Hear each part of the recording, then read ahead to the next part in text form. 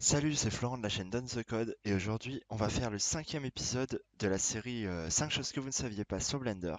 Donc dans cet épisode on verra comment dupliquer les objets, comment utiliser l'outil aimant, comment faire une extrusion vers l'extérieur et ensuite on verra le mirror et le subdivision surface, donc qui sont deux modificateurs.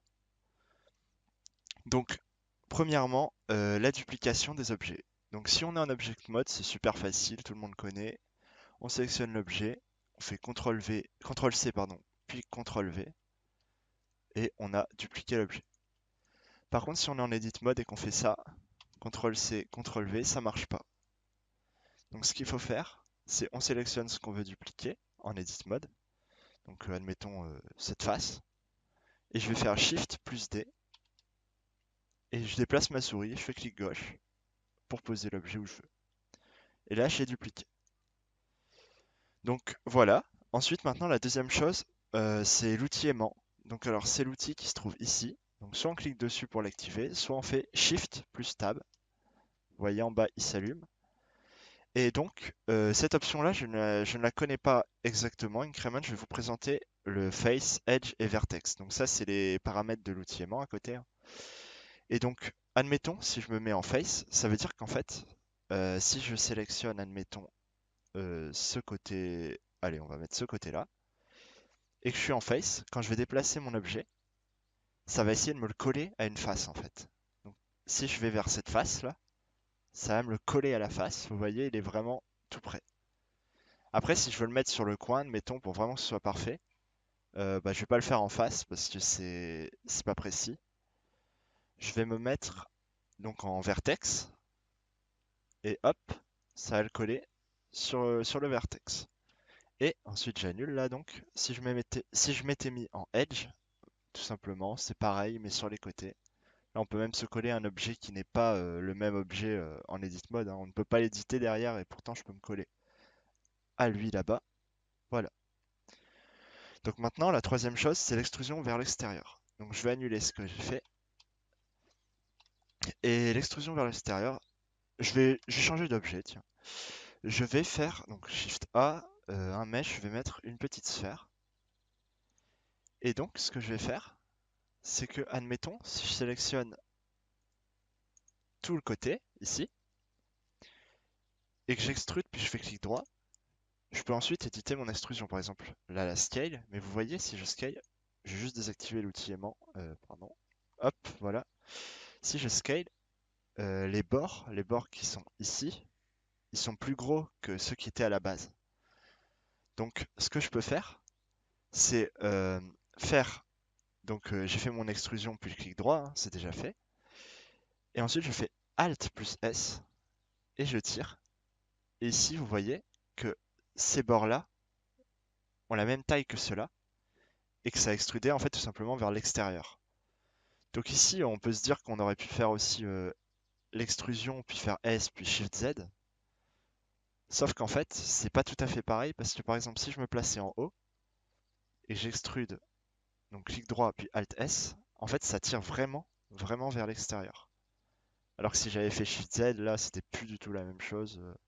Ça faisait ça. Donc vraiment, ça, c'est une extrusion qui sera utile dans certains cas et qu'on verra sûrement à l'avenir. Donc maintenant, on va passer à la quatrième chose. Donc c'est la première fois qu'on voit ça, c'est les modifieurs qui se trouvent ici à droite dans le menu. C'est la petite clé à molette. Vous cliquez une fois et en fait on va commencer par le mirror modifier. Donc je vais me placer sur mon carré déjà et je vais le couper en deux. Pouf, donc avec une loop cut. Ensuite je sélectionne, je délete les faces. Donc là j'ai coupé en deux. Et j'ajoute un modifier ici et je cherche mirror. Donc où il est? Il est là. Et donc de base, c'est coché comme ça. Donc en fait, on choisit l'axe, voilà. Si je mets Y, ça va me faire le miroir selon Y. Et donc en fait, je peux éditer que ce côté. Mais quand j'appliquerai le miroir, je pourrai tout éditer. Et ce qu'on peut faire du coup, c'est modifier, admettons, si je bouge cette face ici, voilà. Ça fait vraiment tout en symétrie. Ce que je peux faire aussi, c'est cocher clipping, c'est super cool ça. parce que ça permet de lier vraiment l'objet en fait. On ne peut pas. Il n'y a pas de trou en fait, comme quand on le décoche ici.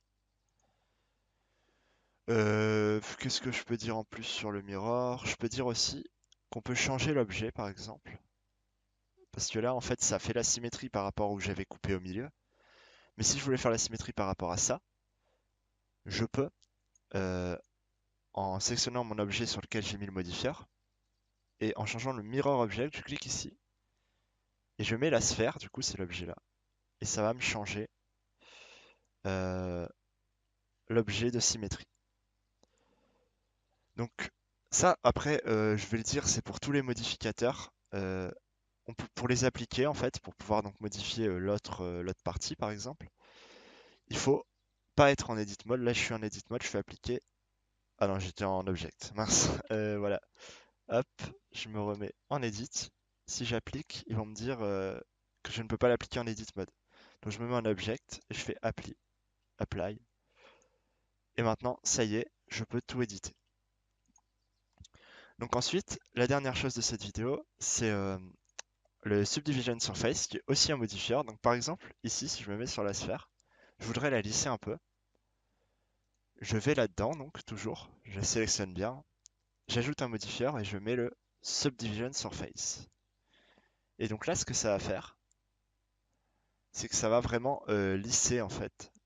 Et donc si je veux lisser encore plus, donc si je veux lisser moins, je fais la flèche à gauche, ça remet de base.